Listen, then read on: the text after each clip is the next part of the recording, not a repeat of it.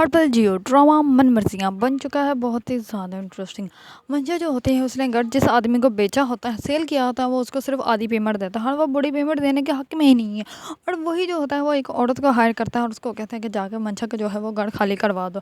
इस पर वो उसके बारे में सारी तहकीक करवा लेता है कि ये लड़की कैसी है और इसने ये घर क्यों सेल करना है। इस पर सब कुछ उसको पता चल जाता है। तो जो औरत मंजा का घर खाली करवाने के लिए जाती है वो आती है वापस उसके पास, उसको आकर कहती है कि तुमने तो है वो बहुत ही अच्छा प्लान खेला है कि तुम उसको कीमत भी नहीं दोगे और हमें घर भी अच्छी कीमत में मिल गया और हम इस घर को जो है वो आगे सेल करेंगे और हमारे पास जो है अच्छी खासी रकम आ जाएगी, हम तो करोड़ों में खेलेंगे। इस पर जो होता है सिद्दीकी वो तो बहुत ज़्यादा खुश होता है और वो कहता है कि तुम देखना सही अब इसके साथ मैं करता क्या हूँ। इस पर वो कहती है कि लड़की तो बहुत ही ज़्यादा प्यारी थी, इतनी ज़्यादा गोरी कि उसको हाथ लगाओ तो मेली हो। इस पर वो कहता है कि हाँ सिर्फ वो शक्ल सूरत की ही प्यारी है, सीरत की ज़रा भी प्यारी नहीं। उसने गाढ़ गाढ़ का पानी पिया हुआ, तुम्हें पता है वो शादी वाले दिन ही अपने घर से भागी थी और उसने किसी अमीर ज़्यादा आदमी से शादी कर ली थी और फिर उसने उसको डिवोर्स दे दिया। इसने अपने बाप को बड़ा तंग करके रखा हुआ था, इसी वजह से तो हो सकता है वो मर गया हो। इसने तो पहले ही उसकी ज़िंदगी अजाब बना के रखी थी। अगर ऐसी नाफरमान औलादें ज़िंदा हैं दुनिया में तो हम लोगों का काम जो है वो चलता रहेगा।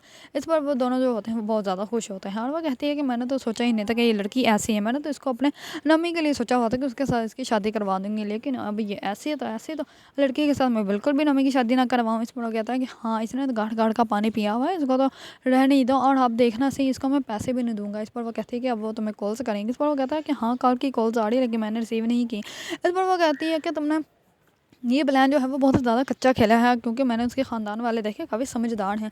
अगर उन लोगों को पता चला कि तुम चीटिंग कर रहे हो तो देख लेना केस जो है वो बढ़ेगा। इस पर जो होता है सिद्दीकी वो कहता है कि ऐसा कुछ नहीं होगा और मैं कुछ ना कुछ कर लूँगा क्योंकि मैंने उससे पहले ही पेपर साइन करवा लिया था, अब वो मुझ पर केस भी नहीं कर सकते और ये प्रॉपर्टी तो मैं ज़बत करके रहूँगा, ये प्रॉपर्टी वो हासिल नहीं कर सकती। दूसरी तरफ मंशा जो होती है वो बहुत ज़्यादा परेशान होती है कि कैसे जो है वो मैं अपने पैसे निकलवाऊँ क्योंकि उसने ऑफिस तो देखा ही नहीं था। और सिद्दीकी ने उसके माइंड में ये डाल दिया था कि अगर तुम ऑफिस आओगी तो तुम्हारे पीछे जो है वो लोग पड़ जाएंगे, चोर डाकू पड़ जाएंगे जो अगर तुमसे सारे पैसे छीन भी सकते हैं। इसी वजह से उसने सारी डील जो थी वो एक रेस्टोरेंट में बैठ के की थी, इसलिए उसको ऑफिस का तो पता ही नहीं है।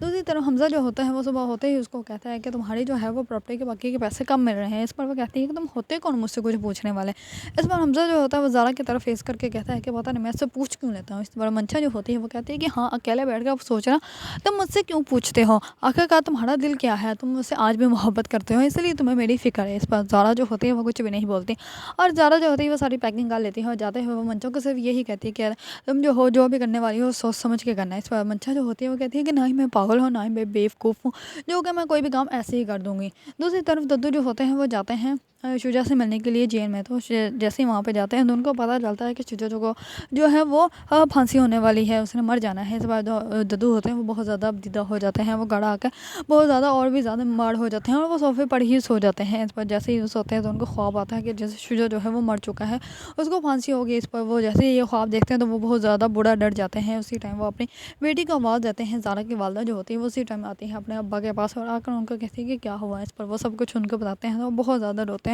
क्योंकि वो यही चाहते हैं कि शुजा को जो है वो माफ़ कर दिया जाए, शुजा को जो है वो वापस ले आ जाए।